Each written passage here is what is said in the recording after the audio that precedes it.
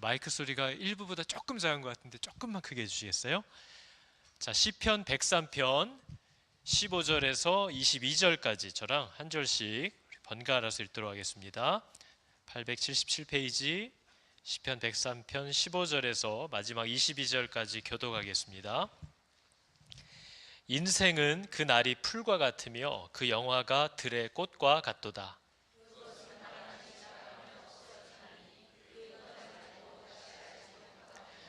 여호와의 인자하심은 자기를 경외하는 자에게 영원부터 영원까지 이르며 그의 의는 자손의 자손에게 이르리니.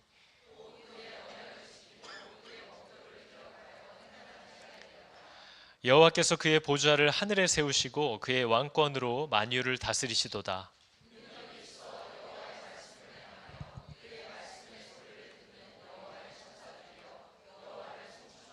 그에게 수종들며 그의 뜻을 행하는 모든 천군이여 여호와를 송축하라.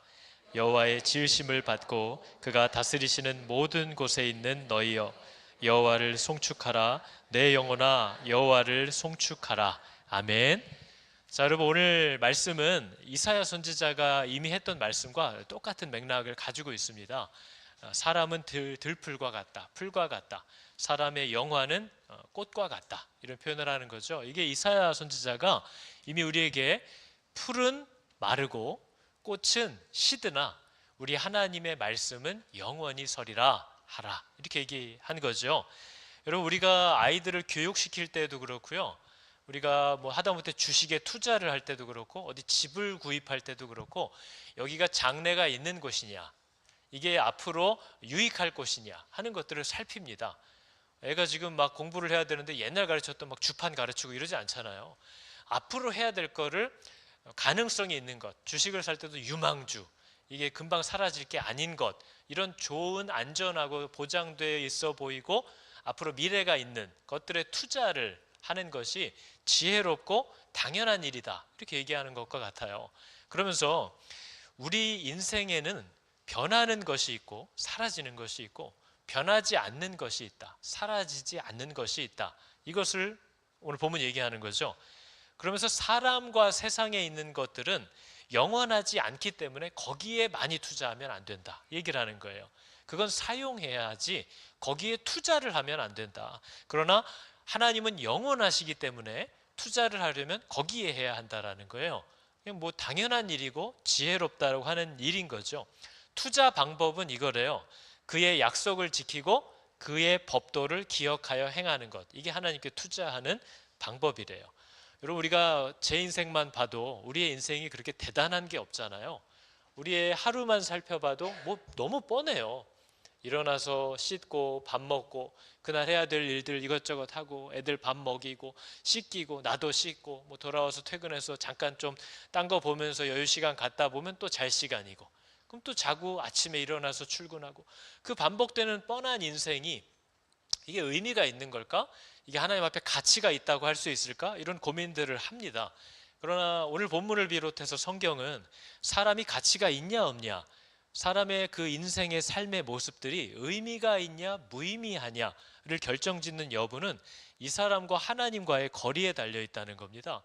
이 사람이 하나님과 가까이 그분과 동행하면 이 사람이 뭐 먹든지 마시든지 그냥 뭘 하든지 그것이 다 하나님의 영광을 위하여 유익하고 이 사람의 삶은 참 유의미한 인생이 되지만, 이 사람이 아무리 대단한 걸 하고 사는 것처럼 보여도 하나님과의 거리가 멀고 자기 혼자 살아가고 있으면 이 사람이 뭘 해도 무가치하고 이 사람의 인생은 무의미하다, 이렇게 얘기를 하고 있는 거예요. 여러분은 이게 믿어지십니까? 여러분, 이 땅에서 우리가 살면서 하나님이 잠깐 누리게 해주신 것들이 있어요. 그것들에 너무 매여 있으면 안 된다는 겁니다. 왜냐하면 우리에게 복을 주기도 하고 복이 안 되기도 하게 만드는 것은 하나님이지, 그것들 자체가 우리에게 복을 주거나 복을 안 주거나 하는 힘이 없다라는 거예요.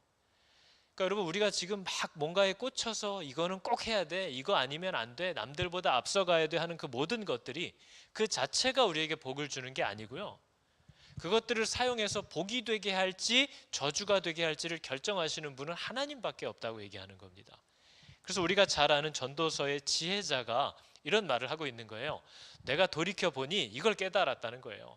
달리기 빠르다고 먼저 도착하는 게 아니더라 얘기를 하는 거죠.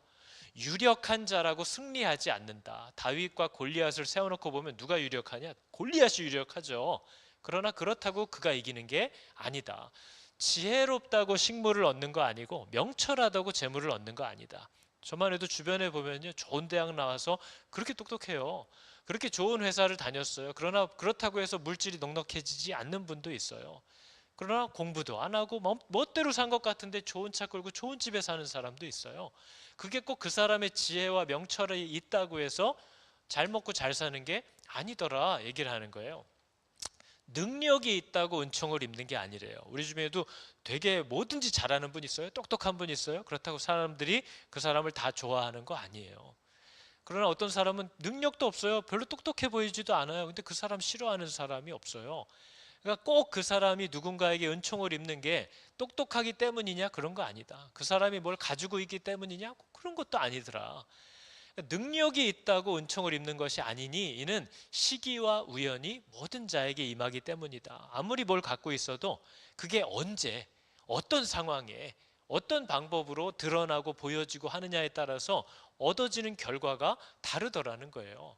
대저 사람은 자기의 시기를 모른대요. 언제 이것을 끄집어내야 될지, 언제 이게 나타나야 나한테 복이 되는지 사람은 모른다는 거예요.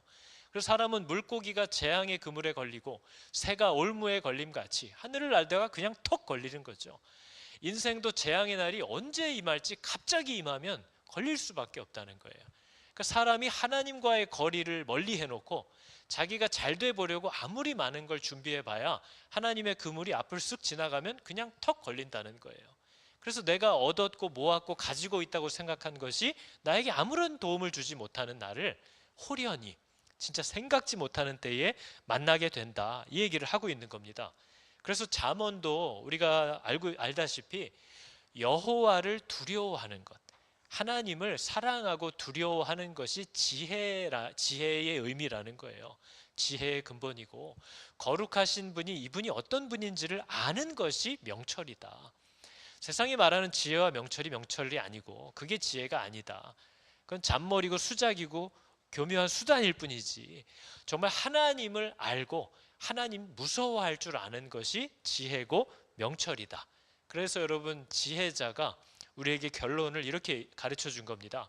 일의 결국을 다 들었으니 하나님 두려워할 줄 알고 그분이 우리에게 부탁한 명령들을 지킬지어다. 이것이 사람의 뭐래요? 그게 사람의 본분이래요. 사람이 할 수 있는 유일하고 모든 일이라는 거예요. 그래서 여러분, 바울도 고린도서에 보면요, 앞으로 다가올 날이 점점 짧아지고 있다. 앞으로 다가와서 우리가 만나게 될 일이 어떤 건지를 늘 염두에 두고 우선순위를 정해서 살아라, 이 얘기를 하는 거예요. 어떤 거에도 하나님 이외에 어떤 것에도 의존하면서 살지 말아라, 이 얘기를 고린도서의 바울이 이렇게 얘기합니다. 형제들아, 내가 이 말을 하노니 때가 단축하여진 거로 이후부터 안에 있는 자들은 없는 자 같이 살래요. 우는 자들은 울지 않는 자 같이 살고 기쁜 자들은 뭐 기쁜 일이 내가 언제 있었나 하는 것처럼 살래요. 매매하는 자들, 뭔가를 얻은 자들은 얻은 적이 없는 자 같이 살고, 세상 물건을 쓰는 자들, 저희들 다 포함이죠. 세상 물건을 쓰는 자들은 그래 이거지, 이거 없으면 안 되지, 난 저것 때문에 사는 거야 하지 말고 이것들 다 쓴 적이 없는 사람처럼, 앞으로도 쓰지 못할 사람인 것처럼 살래요. 그 말이 무슨 말이에요? 이거 다 지나갈 거기 때문이래요. 그러니까 우리가 하나님과의 관계를 맺을 때 이거를 위해서, 이거 없으면 하는 조건부 신앙이면 안 된다는 거예요. 있으면 감사한데 없어도 내가 하나님과 함께 사는 거에 아무 문제 없다. 아내가 있으니까 내가 신앙생활하지, 아내가 먼저 떠나고 그러면 난 교회도 안 갈 거야, 그렇게 살지 말라는 거예요. 아내가 있는 자들은 아내가 없어질 날을 생각하면서 살래요. 아유, 아내가 없어졌으면 좋겠다, 이렇게 살라는 게 아닙니다. 아내를 사랑하며 살되 아내 때문에 사냐? 그건 아니다. 나는 아내가 없어도 예수님하고 예수 잘 믿고 살아야지, 어떤 조건을 걸고 있는 신앙이 되지 말라는 거예요. 그래서 있으면 감사하죠. 없으면 그럼 안 되느냐? 그건 아니라는 거죠. 없어도 예수를 잘 믿는 거 되냐? 된다는 거예요. 그래서 이 땅에 있는 것을 뭔가를 받을 때, 누릴 때에 이게 있어야만 한다라는 것에 매여 있지 말라는 거예요. 왜냐하면 이것들은 다 지나가는 거래요. 여러분 생각해 보셨으리라 믿습니다. 우리는 가족들과 이별해야 된다라는 것을 우리가 알고 살아야 됩니다. 우리는 남편과 아내 중에 누군가가 먼저 가야만 해요. 누군가는 두고 가야 하고 누군가는 남아야 되는 거예요. 홀로 남아야 되는 거예요. 그 시간을 살아가야 합니다. 자녀가 늘 내 옆에 있지 않아요. 먼저 보내거나 두고 가야 돼요. 우리가 늘 부자로 살지 물질이 없이 살지 아무도 모릅니다. 그러나 그것들은 다 그 때를 위하여 존재하고 나를 다루시고 나를 격려하시는 하나님의 도구들일 뿐이지 그것에 의지하여서 살지 말라는 거예요. 그래서 비록 있더라도 없는 자처럼 살라는 거죠. 없어도 아무 일이 없을 것처럼 그렇게 살라고 지금 바울이 당부하고 있는 거예요. 여러분은 건강이 사라지게 될 줄을 아시지요? 나이가 많이 들어가면 뭘 먹고 운동을 한다고 시력이 돌아오고 건강이 회복되지 않습니다. 그것은 나를 떠나가고 지나가는 것들이라는 걸 잊지 말라는 거예요. 그걸 당연하게 여기고 자연스럽게 여기고 그 상황에 맞는 순종을 하라는 거죠. 우리는 내 가족, 배우자가 먼저 떠났거나 내 건강이 나를 괴롭히고 있거나 죽음 앞에 놓였을 때에도 그런 상실감을 겪을 때에도 나는 예수 잘 믿으면서 살 수 있는가 하는 질문을 해보셔야 됩니다. 지금은 내가 이 정도 되니까. 근데 하나님 난 이거 없으면 안 돼요. 앞으로 혹시 이런 식으로 하시면 내 애를 건들면 나는 하나님 안 믿어요. 이런 신앙이냐? 아니면 아무것도 없어도 나는 여호와로 인하여 즐거워한다라고 한 정말 그분을 인격적으로 경험하고 사랑하게 된 그 진짜 구원을 주는 신앙이냐? 그거를 돌이켜 생각해야 한다는 거예요. 그리고 그 신앙이 맞는 분들은 우리들가 아무리 그 신앙을 갖고 있어도 상실감은 어마어마한 것이기 때문에 우리는 뭔가를 계속 의지하고 살기 때문에 이것이 없어도 무화과 나뭇잎이 마르고 포도 열매가 없어도 감람나무에 열매가 없고 송아지가 없어도 난 누구로 즐거워한다고요? 난 누구랑 계속 살 수 있다고요? 난 여호와로 인하여 즐거워하고 그분과 함께 살 거다라는 그 고백이 우리 가운데 있느냐 하는 거죠. 왜냐하면 이 세상의 모든 형적들은 다 지나갈 거예요. 저와 여러분들이 자랑하고 편안하게 누리고 있는 그것들은 다 없어질 거예요. 청년들이 지금 아무리 얼굴에 광이 나도 사라질 것들이에요. 저도 분명히 오늘 씻고 왔어요. 그러나 씻으러 가냐고 물어봐요, 우리 애들이. 이런 상황을 만나게 돼요. 너무 크게 웃지 마세요. 기분이 별로 좋지 않습니다. 그런 상황을 만나는 것이 자연스럽다라는 걸 알고 살라는 거죠. 돈이 있을 때가 있어요. 감사하죠. 돈이 없으면 못 살아요? 아니요. 돈 없어도 하나님하고 같이 살 수 있어요. 그것들은 다 지나갈 거예요. 그러나 우리의 마지막과 우리의 만날 그 영광은 이런 것들과 비교할 수가 없다라는 것을 기억하고 살래요. 그래서 그것이 없어도 살 수 있다. 하나님과의 관계가 어떤 조건부 신앙이면 안 됩니다. 하나님과 여러분의 관계가 조건부 관계면 안 돼요. 이렇게 해주시면, 이렇게 안 해주시면 그거는 신앙이 아니에요. 그거는 불신자들이 하나님을 만나고 싶어서 하는 몸부림이지 하나님을 아버지라고 부르는 사람들이 해야 될 말이 아닙니다. 아무것도 없어도 하나님이면 충분하다라는 고백이 있어야 되는 거죠. 그래서 우리는 여러분 돈이 없어도 하나님과 같이 살 수 있어요, 없어요? 있어요. 인생에 즐거운 일이 없어도 하나님과 살 수 있어요, 없어요? 있어요. 인생에 즐거운 일이 없을 때가 있어요, 없어요? 있어요. 없었나 봐요? 있어요. 아주 많아요. 인생에 슬픔과 아픔을 껴안고 살아야 되는 날이 있어요. 인생에 어려움과 고민을 갖고 밤을 새야 되는 날들이 있어요. 근데 그런 일이 있기 때문에 하나님과 함께 못 사는 일은 없어요. 그런 일이 있어도 하나님하고 같이 살 수 있고요. 그런 시간에도 하나님과 함께 살 수 있어요. 그건 가능하다는 거예요. 그걸 준비하고 기억하지 않으면 진짜 마지막 날 재앙이 환란이 다가올 때 누구도 거기서 버틸 수 없을 거다라는 걸 얘기합니다. 저희가 하루만 지나도요. 오늘 하루 내가 뭐 했어? 그럼 후회되는 날들이 너무 많아요. 이놈의 거 그냥 짐은 끊어놓고 맨날 도네이션만 하고 있고 오늘도 안 갔어요. 뭐 하기로 해놓고 또 안 갔어요. 뛰겠다 그러고 신발도 안 신어봤어. 요즘같이 애들 방학일 때는 막 12시에 애들이 막 일어나니까 그때 같이 일어나가지고 밥 차려 먹고 좀 치우고 잠깐 앉았다 일어났더니 해가 졌어요.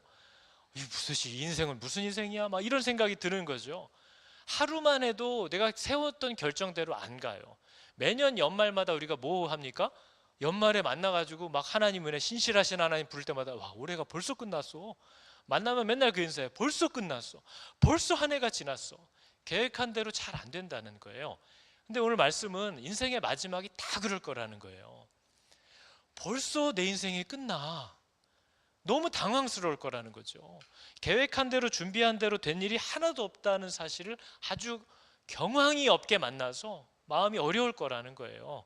그 날을 아무도 빼놓지 않고 만날 거라는 거죠. 그래서 여러분, 이런 날들을 만나게 될 것이기 때문에 예수를 바라보라고 얘기하시고 있는 겁니다. 왜냐하면 우리 삶에 하나님 이때쯤은 저를 데려가셔도 좋을 것 같아요 하는 때를 한번 정해보라 그러면 여러분 정할 수 있어요? 하나님이 언제 여러분을 데려가시면 너무 좋다 하고 가실 수 있을 것 같아요? 시간 10분 드려요? 언제쯤 하나님이 날 데려가시면 후회가 없을 것 같아요? 가만히 있어 보세요. 모계지는 하나님 갖고 가야 애들이 짐이 안 될 것 같은데요. 뭔 좀 해야 될 것 같은데. 애들이 좀 결혼하는 거 보고 가고 싶어요. 결혼하는 거 보면 갈 것 같아요? 애도 태어나는 거 보고 싶어요. 태어나는 것만 보면 가고 싶어요? 자라는 것도 보고 싶어요. 그러다 보면 애도 막 증손자, 고손자 다 보고 가야 돼요. 그래도 또 다음 일이 걱정돼요. 하나님, 우리 아이가 요새 좀 이게 어려운데 이것만 해결되는 거 보고 가고 싶어요. 그 문제 해결되면 문제가 사라져요? 또 다른 문제가 와요. 때를 내가 정할 수가 없어요. 여러분은 여러분이 먼저 가는 게 좋을 것 같으세요? 여러분의 배우자를 먼저 보내고 내가 가는 게 좋으세요? 1부 때 이 질문을 했더니 되게 살벌한 눈싸움이 막 네가 먼저 가라 막 이런 표현이 엄청났거든요. 때를 정하라 그러면 모르겠어요, 사실. 이게 좋을 것 같기도 한데 그게 정말 좋은지 내가 아나? 모르잖아요. 그래서 언제 어떤 일을 만나든 우리는 당황스럽다는 겁니다. 그래서 예수를 바라봐야 된다는 거예요. 그분이 얼마나 나의 때를 알고 얼마나 나를 위하여 좋은 때를 마련하시는 분이고 하는 그분을 향한 신뢰와 그분 앞에서의 굴복함을 늘 준비하지 않으면 우리는 어떤 상황을 만나도 마음이 편치 않고 마음이 안정되지 않을 거라는 거예요. 눈을 못 감고 죽을 거예요. 모든 일이 걱정돼서 나를 지금 부르신 분에 대한 신뢰를 계속 갖지 않으면 이 마지막 날을 만났을 때 모든 것이 원망스러울 거라는 겁니다. 그러나 그리스도를 계속 바라보면 그분과의 교제와 신뢰를 쌓아가면 하나님이 언제 어떤 자리와 때를 내게 허락하실지라도 그분을 향한 감사와 신뢰 가운데 따라갈 수 있을 거라는 거죠. 그래서 그리스도를 바라보라고 얘기하는 거예요. 예수님만 바라보고 그분이 내게 허락하시는 것들을 기쁨으로 받아들이고 사는 인생이 편할까요? 불편할까요? 여러분, 우리가 이민을 와도요, 한국 사람들은 이민을 가도 꼭 한식을 챙겨 먹는 것 같아요. 여러분의 집에서의 식탁은 한식이에요, 양식이에요? 꽤 많은 분들이 이 나라에서 막 20년, 30년을 살아도 한식으로 많이들 먹어요. 이민 초창기에 별일이 다 있었잖아요. 지금은 한국 슈퍼가 여기 많지만 20여 년, 30여 년 전만 해도 제가 왔을 때만 해도 한국 슈퍼가 있지도 않았고 라면도 한국에서 한 번씩 누가 보내주면 막 그냥 보물처럼 어디다 집어넣어 놓고 한 번씩 끓여 먹고 채소는 언감생신 찾을 수도 없고요. 그래가지고 막 그거를 어디서 얻어오려고 김치 들고 오다가 비행기에서 터뜨리고 막 난리도 아니었죠. 막 청양고추 반입하면 안 되는데 김치 사이에 꽂아 갖고 오다가 걸려가지고 막 범죄인처럼 끌려가고 누가 어디서 깻잎을 갖고 있다는 얘기를 들으면 막 지구 끝까지 쫓아가요. 그 씨를 받으려고. 그래서 항아리가 코리아 포스트에 나오면 그 누가 그렇게 사가는지 모르겠어요. 항아리 왜 사가는 거예요 도대체? 항아리 뭐 어디다 쓰는 거예요? 뭔가를 담그려고 하는 거죠. 여기 와서도 젓갈을 공수하고 심지어 막 바다에서 잡아다 담그고 막 이래요. 왜 이렇게 고단하게 사는 거예요? 한국 사람들은 그걸 고단하다고 생각하지 않아요. 한국 사람들은 자기가 좋아하는 그것을 먹을 수 있는 것 때문에 그 고단한 그 수고스러움을 기뻐합니다. 막 김치를 하고 뭘 하고 몸이 뻐근하지만 마음은 뿌듯하고 부자가 된 것 같은 거예요. 그게 바로 좋아하는 걸 할 때 나타나는 증상입니다. 증상. 내가 정말 좋아하는 걸 할 때는 무슨 짓을 다 해도 피곤하다고 내가 괜한 쓸데없는 짓 했다고 하지 않아요. 기분이 좋아요. 뿌듯해요. 해야 될 일 한 것 같아요. 성도라는 사람은요, 이 땅을 살고 있지만 뉴질랜드 살고 있지만 한식으로 먹는 걸 좋아하는 사람들이에요. 성도는 이 땅을 살지만 하나님 나라의 법과 방식대로 사는 것을 때로 힘들어하고 피곤하기도 하지만 그걸 뿌듯해하는 사람들입니다. 그렇게 사는 게 기쁨이 된 사람들이에요. 안 힘들다는 거 아니에요. 하나님 말씀대로 사는 게 안 고통스럽다는 거 아니에요.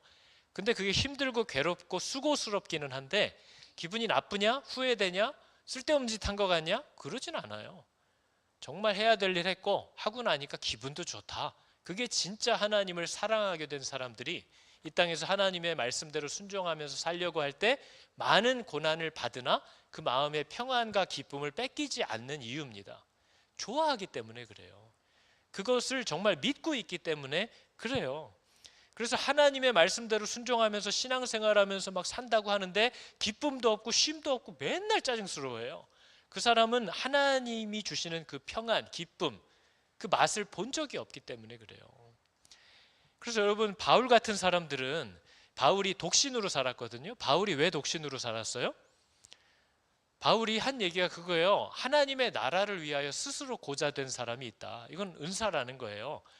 바울이 생각해 보니까 결혼을 하면, 내가 혼자 살면 내가 어떻게 해야 하나님의 뜻대로 살 수 있을까만을 자기가 고민할 수 있을 것 같은데, 결혼하면 어떻게 해야 아내를 또 기쁘게 해줄까? 어떻게 해야 남편을 또 기쁘게 할까? 어떻게 해야 또 자식들을 돌볼까? 나쁜 일이라는 게 아니에요.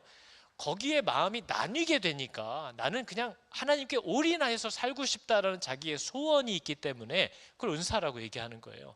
그래서 나는 스스로 독신으로 산다는 거예요. 남들은 우리 바울 불쌍해 뭐 이렇게 생각할지 모르지만 바울은 자유와 기쁨이 난 넘친다 이렇게 얘기를 하고 있는 거죠. 독신의 은사가 뭐 내가 번 돈은 나 혼자 다 쓰고 싶어 이런 거 독신의 은사 아니에요. 나는 누구랑 같이 사는 거 귀찮아 독신의 은사 아니에요. 뭘 하든지 주를 위하여 효율적이고 싶어서 끊어버리는 것, 그게 은사예요. 그건 누가 강제로 시키는 거 아니에요. 그래서 바울은 이런 고된 삶을 살면서도 자기 안에 있는 기쁨과 자유를 얘기합니다. 얼마나 자유한지 모른다. 나는 내가 사랑하는 하나님을 위하여 불필요하고 쓸데없고 해도 되고 안 해도 되는 거? 그럼 이거 뭐하러 해? 시간 낭비하러. 하나님을 쫓아가기 위하여 내가 필요 없다고 생각하는 것들로부터 나 스스로를 제한하고 절제하고 나를 가두는 일을 나는 기뻐한다. 그게 내 자유로 하는 일이다. 그래서 나는 그걸 억압받는다고 생각하지 않는다. 그게 내 즐거움이요 자랑이다 이렇게 얘기하는 거예요. 그래서 은사인 거죠.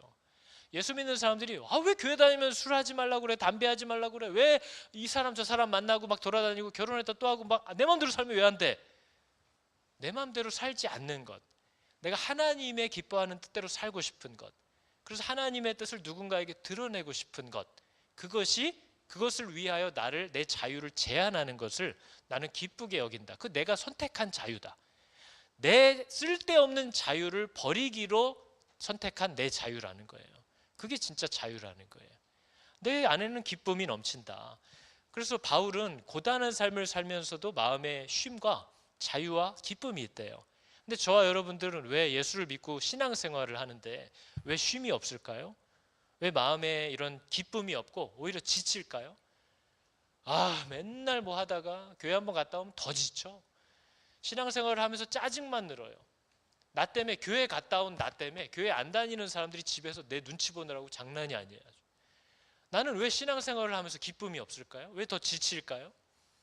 여러분, 내가 싫어하는 음식을 맛있는 척하면서 먹는 걸 한두 번은 해요. 근데 영원히 못해요.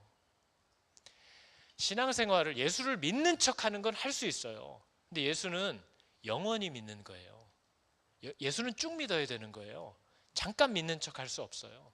그래서 예수를 정말 믿는 게 아닌데, 그분을 따라 사는 게 정말 내 자식에게도 복이다라는 게 진짜 믿어지지 않는데 그 예수를 믿는 척하고 살려고 하면 지쳐요. 그럼 힘든 거예요. 선교지에 가서, 예전에 어떤 목사님이 한 얘기죠. 선교지에 갔더니 그 마을에서는 그게 없어서 못 먹는 음식이에요. 닭머리를 푹 삶아서 양념을 해서 딱 가져오면 이렇게만 해도 머리 뚜껑이 열리나 봐요. 쪼개지니까. 그럼 그 안에 뇌도 꺼내 먹고 볼도 꺼내 먹고 벼슬도 뜯어 먹고 막 침이 막 도세요. 그런 걸 다 갖다 놓고 이걸 가져온 사람들은 그걸 침을 꼴딱꼴딱 삼키면서 쳐다보고 있대요. 선교사님 드시라고. 근데 그거를 한두 번 먹을 수는 있어요. 먹는 척 할 수 있어요. 근데 그걸 영원히 먹고 살지는 못하는 거죠. 제가 결혼하고 처음 처가댁에 갔더니 그때 살아계셨던 할머님이, 제 아내 할머님이 밥을 주셨는데, 옛날 어른들이 밥을 어떻게 쌌는지 보셨어요? 밥을 푼 게 아니라 거의 토목공사 하듯이 이거를 어떻게 먹지? 할 정도로 가져왔는데, 그때는 제가 잘 보여야 되니까 이거 두 번도 먹을 수 있다는 기세로 다 먹었어요. 그거를 확 먹었어요. 한두 번은 할 수 있어요. 근데 만약에 계속 그렇게 한다 그러면 저는 못 살아요. 예수를 믿고 그분의 말씀을 따라 날마다 순종하면서 그분과 동행하는 삶, 내 생각과 계획과 기분이 어떻든지 간에 그분이 그날 나에게 가르쳐 주시고 보여주시고 오라고 하시는 곳으로 따라가는 삶, 그게 정말 내 인생의 기쁨이 된 사람이 아니면 신앙생활, 예수 믿고 따르는 척하는 삶은 피곤해요. 우리에게 기쁨을 주지 못해요. 우리를 지치게 만든다는 거예요. 또 남들이 좋아하는 거, 남들이 인정하는 거 하려고 하는 삶도 마찬가지예요. 나는 안 좋아요. 나는 그거 별로 원하지 않는데 남들이 와, 저 사람 봐, 와, 저 사람은 저렇게 믿음이 좋아 하는 거를 나도 좀 뭔가 해야 될 것 같아. 내 은사도 아닌데. 그러면 신앙생활이 고단해지는 거예요. 내 입맛은 된장에다가 풋고추 딱 찍어 먹는 게 내 입맛인데 자꾸 인스타에 올라오는 이 크림 파스타만 올라와요. 애들이 막 그러면 와, 너 너무 멋지다, 막 좋아요가 막 더덕더덕 붙는 거예요. 난 내 입맛도 아닌데 어디 가서 그거 탁 먹고 나도 사진 한번 올려. 한두 번은 할 수 있죠. 그렇게는 못 살아요. 우리가 인스타에 올라오는 건 보통 뭐예요? 내가 얼마나 행복한가 보여주잖아. 인스타에 올라온 사진만 보면 다 부귀영화를 누리고 살고 있어요. 어렵게 사는 사람 아무도 없어. 내가 얼마나 오늘 행복했는가, 내가 얼마나 바쁘게 사는가, 그게 늘 인스타에 올라오는 거예요.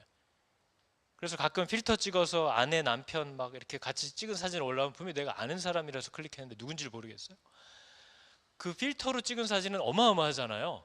그죠? 다리가 막 제 귀까지 올라와요. 다리가 얼마나 긴지. 그죠? 근데 주일날 만나면 제 밑으로 지나가시거든요.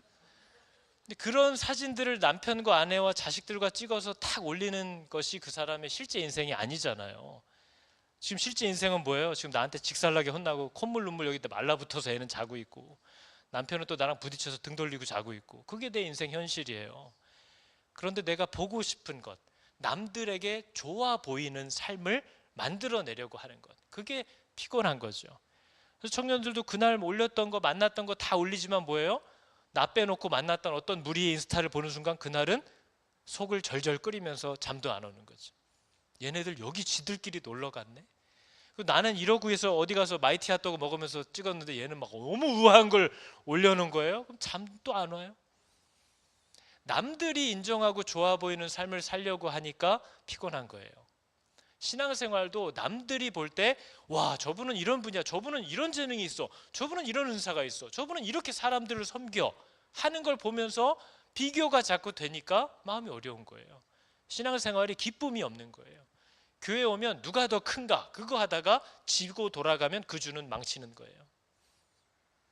그게 우리의 신앙생활을 피곤하게 만든다는 거죠. 근데 하나님이 우리에게 요구하는 건 뭐예요? 하나님은 우리에게 자유를 주셨단 말이에요. 그리고 하나님은 우리를 비교하지 않아요. 1달란트를 줬던, 3달란트를 줬던, 5, 10달란트를 줬던, 받은 걸 가지고 주신 분의 뜻에 맞게 사용하면 착하고 충성된 종이에요. 하나님은 그렇게 하고 계시겠다는데 문제를 만드는 게 누구예요? 우리예요. 그 문제의 원인은 뭐예요? 내가 커지고 싶다는 거예요. 사람의 인정을, 하나님의 인정을 받는 것보다 더 귀히 여기게 되기 때문에 그 일들이 나오는 거예요. 그러니까 내 인생이 고단하고 신앙생활이 쉼이 아니라 나를 오히려 지치게 만드는 결과를 가져오는 거죠. 그래서 여러분, 요한일서에 보면 이렇게 우리에게 권면하는 겁니다. 이 세상이나 이 세상에 있는 것들을 사용하지 말라가 아니에요. 사랑하지 말라는 거예요. 하나님보다 사랑하지 말라는 거예요. 왜냐하면 세상에 있는 것들은 다 육신의 정욕, 눈으로 보는 정욕, 이 땅에서의 자랑들이에요. 이거를 누가 더 많이 가졌냐, 누가 더 많이 누리느냐, 그걸로 경쟁하는 건 다 자랑하는 거예요. 근데 하나님은 어떤 필요를 위해 이게 이만큼 필요하고 저때 저게 저렇게 필요하고 그 용도로 쓰라고 했는데, 이 땅에 있는 모든 것들은 서로 다 자랑하기 위한 거예요. 그건 아버지께로 온 게 아니래요. 그건 세상으로부터 온 거래요. 세상도 정욕도 다 지나간대요. 이거 영원히 있을 거 아니래요. 그러나 하나님의 뜻을 행하는 사람은 영원히 거할 거래요. 그러니까 눈에 지나가는 것들, 사람들이 가지고 막 자랑하고 비교하는 것들에 휩쓸려 가지 말고 지금 너를 세워두신 그 자리에서, 네가 서 있는 그 자리에서 너에게 주시는 하나님의 생각을 듣고 그냥 따라가라. 진리를 알지니 진리가 너를 자유케 하리라. 하나님은 아무런 짐도 안 줬다. 죄는 저만큼 하는데 너는 왜 그거밖에 안 되라는 짐을 우리에게 하나님은 준 적이 없어요. 쟤는 저만큼 줬고 너는 이만큼 줬으니까 네 짐을 지라고 하신 분은 하나님이에요. 근데 우리가 하나님의 인정이 아닌 쟤네들의 인정도 받아야 되니까 내 삶이 어려워지는 거예요. 각자의 자리에서 하나님이 내게 주시는 명령과 생각들만을 듣고 거기에만 따라 살라는 거예요. 그러면 여러분 얼마나 인생이 자유해지시는지를 경험하게 되실 겁니다. 하나님이 말씀하신 대로 내가 어떻게 싸우고 있는지를 하나님이 알아. 그러면 그 사람은 참 자유를 얻어요. 참 기쁨을 얻게 되는 거죠. 그래서 우리가 이런 얘기를 하면 하나님이 나에게 어떤 걸 명하시는지, 내 소명은 뭔지, 내 비전은 뭔지 난 아직 잘 모르겠어요. 저 사람은 지금 막 저렇게 소명을 받아서 사는데 나는 하나님이 나한테 뭘 원하시는지 모르겠어요. 꼭 이렇게 어려워하시는 분들이 있습니다. 이 하나님이 주신다고 한 소명의 개념을 잘 이해하지 못하는 거죠. 여러분, 하나님은 저와 여러분에게 뭘 요구하는 거죠? 오늘 말씀 제목이 들풀 같은 인생, 그러니까 아무 쓸데없는 인생이에요. 그 인생들에게 요구하시는 한 가지라는 거예요. 하나님이 우리에게 주시는 소명은 뭐예요 도대체? 우리 같은 연약한 사라질 자들에게 하나님이 우리에게 주시는 소명이 뭘까요? 저 사람은 저런 소명이 있는데 목사님은 저런 소명을 갖고 왔는데 나는 뭔지 모르겠어. 소명이 뭔지를 모르는 거죠. 오스왈드 챔버스라는 사람이 소명에 대해서 이렇게 해석한 적이 있어요. 만약 당신이 하나님의 소명을 받은 장소나 그 소명에 관한 내용을 자세히 말할 수 있다면 나는 당신이 진짜 소명을 받았는지조차 의심할 것이다. 왜냐하면 하나님이 주시는 소명이라는 것은 말로 표현될 수 없는 특성을 갖고 있다는 거예요. 하나님이 나를 통해서 이루려고 하신 어떤 소명들은 때로는 나도 그게 뭔지를 몰라요. 나도 지금 내가 왜 이 길을 가야 하는지 몰라요. 모르고 가는 거예요. 지금 내 이 순종이 어떤 열매와 결과를 가져올지 이 사람도 모른다니까요. 소명의 특징이 그래요. 요셉이 그랬잖아요. 우리 맨날 꿈의 사람 요셉 그랬지만 그 꿈이 요셉이 꾼 꿈이에요? 아니에요. 요셉의 꿈은 엄마 아빠랑 행복하게 사는 거예요. 그 꿈은 박살났어요.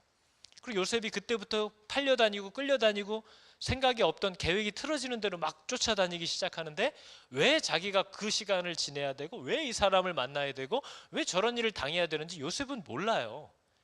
요셉이 했던 유일한 하나는 뭐예요?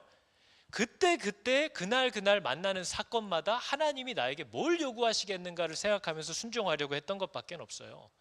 그게 요셉의 유일한 비전이에요. 오늘의 하나님을 따라가는 것. 그게 비전입니다. 그게 소명이에요. 그래서 소명은 말로 표현을 누군가에게 설명을 해줄 수 없어요. 왜냐하면 나도 모르기 때문에요. 성경을 한번 보세요. 성경을 보시면 하나님이 많은 사람들을 사용하셨어요. 근데 그 사용받은 사람들조차도 한번 보세요. 하나님이 언제 어떤 인간에게 당신이 그 사람을 통해서 이루려는 모든 계획의 디테일을 주신 적이 있어요? 아무도 없어요. 그게 하나님의 주권이기 때문이에요. 미래는 하나님의 주권이에요. 그래서 하나님은 종들에게 그날의 사건과 순종들을 가르쳐 줄 뿐이에요. 다윗도 모세도 누구도 하나님이 너를 통해서 앞으로 어떤 일을 하고 어떤 결과를 가질 건지에 대한 디테일을 한 번도 준 적이 없습니다. 근데 그래서 오늘날 교회를 다니고 예수를 믿는다고 하면서 목사님 저는요 이렇게 해왔고요, 이렇게 할 거고요, 이렇게 해서 딱 이렇게 해서 하나님께 영광을 돌릴 거예요. 그럼 뭐예요? 이분의 꿈이구나 생각하는 거죠. 하나님은 이 사람을 만들고 싶어 하세요. 그래서 이 사람이 세운 계획대로 갈 확률은 거의 없어요. 이 사람을 어떻게 만들어 가실지는 이 사람도 모르고 저도 몰라요. 그래서 비전은, 소명은 누군가에게 설명할 수 있는 성질의 게 아니에요. 비전이, 우리가 말할 수 있는 유일한 비전은 오늘 순종하는 것밖에 없어요. 그걸 하나님이 가지고 우리를 키워가시는 거죠. 그래서 하나님이 모든 사람들에게 요구하는 한 가지가 뭐예요? 너 다시 나를 주인으로 인정하고 내 다스림을 받아라, 그거예요. 너 나를 신뢰하고 다시 내 통치를 받으라는 거예요. 그게 하나님이 모든 인간에게 요구하는 한 가지예요. 그래서 하나님을 모르는 사람들에게도 저분이 신뢰할 만한 분이고 우리는 저분의 다스림을 받아야만 행복할 수 있습니다. 이게 전도예요. 그리고 그러한 삶을 내가 살아가기 시작하는 거예요. 나의 갈 길 나도 모르나 주여 나를 인도하소서 하면서 그분과 동행하는 삶을 그들에게 드러낼 뿐이에요. 그게 다예요. 그게 사람이 받은 소명이고 그 소명이 없는 자들을 위하여 하나님이 하시는, 우리들에게 요구하는 순종이에요. 그 길을 앞서가는 자들이 되라는 거죠. 그래서 여러분, 우리가 아까 읽었던 전도서 기자의 지혜자의 결론이 뭐였어요? 다시 한번 읽어보세요. 우리가 모든 일의 결국을 다 들었으니 하나님을 두려워하고 하나님 무서워할 줄 알고 그분의 명령을 지킬지어다. 이것이 뭐예요? 사람의 본분이니라. 하나님이 우리에게 요구하는 건 그게 다죠. 여러분, 우리 오늘 할 찬양이 그 내용입니다. 그 안에 나 거하네 라는 찬양의 가사가 이렇게 돼 있어요.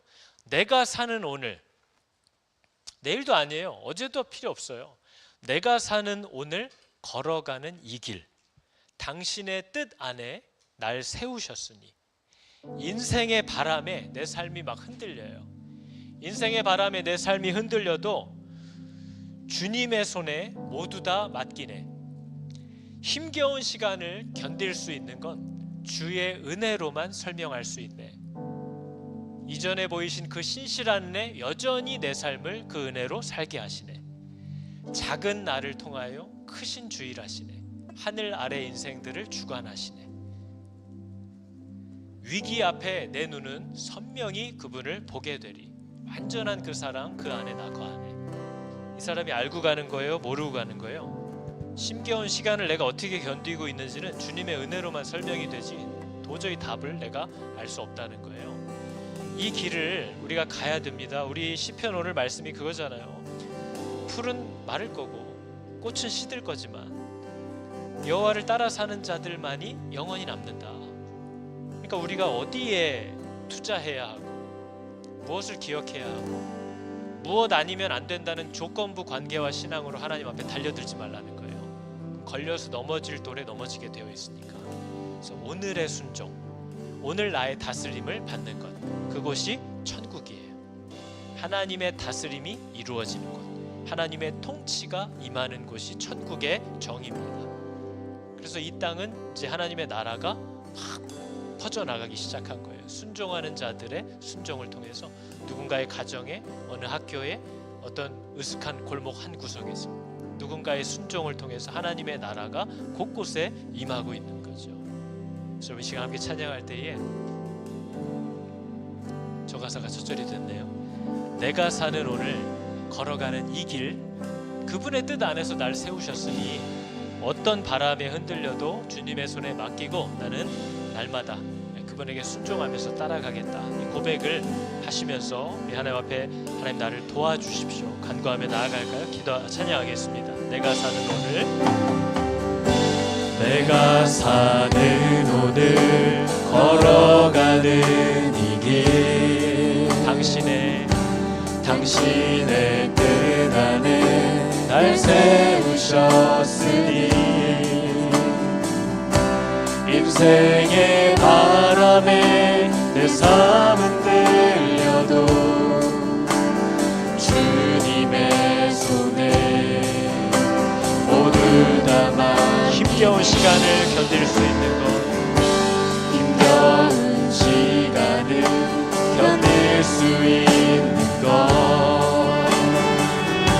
주의 은혜로만 설명할 수 있네. 이전에 보이신 신실하신 은혜 여전히 내 삶을 주의 은혜로 살게 하시네. 작은 나를 통하여 크신 주일하시네. 하늘 아래 인생 주관하시네. 위기 앞에 내 눈은 선명히 주를 보리. 완전하신 사랑 그 안에. 처음부터 다시 할까요? 내가 사는 오늘 걸어가는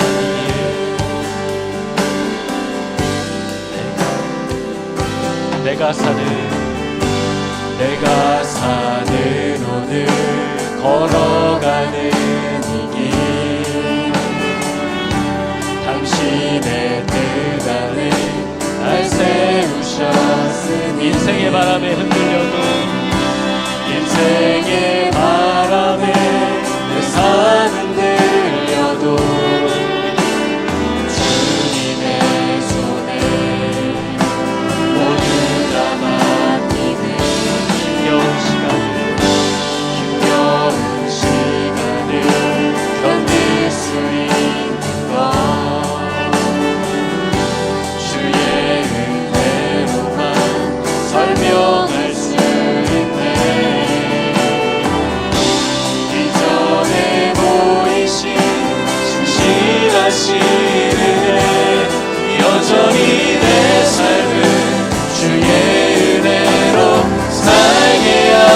작은 나를 통하여 작은 나를 통하여 크신 주 일하시네. 하늘 아래 인생 주관하시네. 위기 앞에 매우는 성령이 주를 보리. 완전하신 사랑 그 안에 작은 나를 통하여 신주하시네. 작은 나를 통하여 크신 주 일하시네. 하늘 아래 인생 주관하시네. 위기 앞에 매는 성령이 주를 보리. 완전하신 사랑 그 마지막으로 한 번 더 할까요? 작은 나를 통하여 신주일 하시네. 작은 나를 통하여 크신 주 일하시네. 하늘 아래 인생 주관하시네. 위기 앞에 매는 성령이 주를 보리. 완전하신 사랑 그 안에 나 거하네. 우리 시간 함께 기도할 텐데요. 여러분, 우리 하나님께서 내게 요구하시는 것이 무엇인가? 때가 얼마 남지 않았는데 무엇에 의존하고 또 무엇을 조건으로 거는 인생들이 아니라, 또 하나님 없이도 하나님과의 거리를 이렇게 내놓고 살면서도 내가 무언가만 이루고 성취하면 잘 살 줄로 착각하다가 망하는 인생이 되지 않도록 하나님 진실로 하나님과 함께하는 삶이 정말 나의 모든 복과 화를 결정하는 가장 중요한 조건이라는 것을 알게 하시고 믿게 하여 주사, 나의 평생에 그날 그때 날마다 내게 말씀하시는 하나님 앞에 나아가 듣고 그 말씀대로 순종하기를 결단하고 싸우는, 피 흘리기까지 싸우고 달려가는 그런 성도들 되게 하여 주시옵소서. 우리 시간 함께 주여 외치고 하나님 앞에 도움을 구하며 나아가도록 하겠습니다. 주여! 하나님, 내 마음을 통하게 하여 주시고 하나님을 깊이 사랑하게 하여 주시고, 하나님 내가 그 어떤 것도 두려워하지 않게 하고 오직 하나님을 깊이 신뢰함으로 날마다 내게 말씀하시는 하나님 앞에 나아가 나의 하나님 내게 이야기하시는 주님의 음성을 듣고 하나님의 말씀을 무겁게 여기며 하나님을 따라 살아가는 것을 즐거워하는 아버지 아들 딸들이 다되게 하여 주시옵소서. 하나님, 우리의 마음과 입술을 열어 주님을 힘있게 붙잡고 나아가는 아들들이 되게 하여 주시고, 하나님의 마음을, 하나님의 말씀을 사랑하여 주의 법도로 걸어가는 딸들이 다되게 하여 주시옵소서. 하나님이 내게 요구하시는 것이 무엇인가? 오늘날 나의 행복을 위하여 명하시는 하나님의 모든 그 말씀들을 붙잡고 피 흘리기까지 싸우는 아버지의 아들 딸들이 되기를 원하오니 하나님, 나로 하나님을 만나게 하여 주시고 하나님을 깊이 사랑하는 은혜를 허락하소서. 나의 인생이 하나님을 기뻐하고 아버지 하나님을 따라 사는 삶, 나의 자랑이요 증거가 즐거운 일이 하여 주시옵소서. 하나님, 어떻게 나를 부르시고 인도하시는지를 맛보아하게 하여 주시고 하나님의 말씀대로 따라갈 때 하나님의 지혜를 주시고 모든 성기를 허락하여 주시고 진리를 채워주시고 때와 신을 아버지 허락하여 주셔서 하나님의 인도하시는 이 길을 진실로 내게 보여주시고 알게 하여 주시고 하나님의 말씀하시는 이 길을 인자의 빛이요 은혜를 알게 하여 주시옵소서. 하나님, 나의 연약함을 하나님 용서하며 나아가오니 주님 나를 돕으시고 나를 붙잡아주시고 주의 뜻을 인도하는 것 하나님과 사랑을 맛보는 자가 되게 하여 주시옵소서. 주여, 지시는 하나님과 날마다 깊어지기를 원하고 하나님께서 우리 가정 함께 하시는 모든 것과 이 가운데로 마음을 듣게 하여 주시옵소서. 하나님을 부르는 모든 자들에게 하나님의 마음을 허락하시고 인도해 주시는 그 은혜가 나타나시기를 주님 내 가운데 함께 하시는 하나님의 사랑을 알게 하여 주시옵소서. 아버지 우리 계속해서 기도하겠습니다. 우리 지난번 기도 부탁드렸던 우리 조혜린 집사님 모야병 우리 혈관 바이패스하는 수술을 잘 마쳤는데 집에 돌아오셔서 예상되는 원래 후유증이었던 두통과 눈의 통증이 너무 심하고 계속 구토하고 어려움 가운데 있습니다. 하나님 후유증이 없도록 속히 회복되게 하시고 그 아픔도 하나님께서 치료할 수 있도록 그의 마음을 또한 평안과 위로 가운데 머물 수 있도록 하나님 고치시고 위로하여 달라고 우리 조혜린 집사님과 가정 위해서 함께 제가 기도하겠습니다. 주여 하나님 우리 아픈 교우들을 위하여 함께 기도할 때 하나님 일하시고 물리시고 주여 알게 하여 우리 모든 교우들에게도 하나님의 위로와 함께 감격과 함께 하여 하나님 주의 통증과 어려움을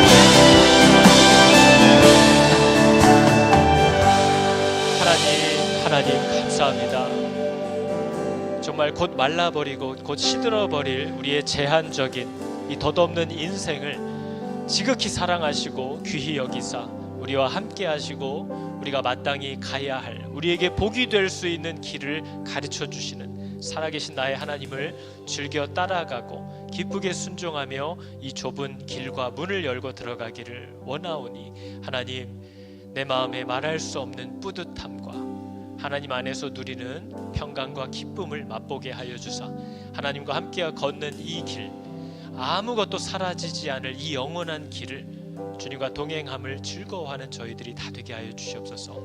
하나님 우리 조혜린 집사님 후유증 없도록 아픔 없도록 주께서 고쳐주시고 회복해 하여 주셔서 가족들과 우리 모든 교우들의 위로와 격려가 또한 되게 하여 주시옵소서.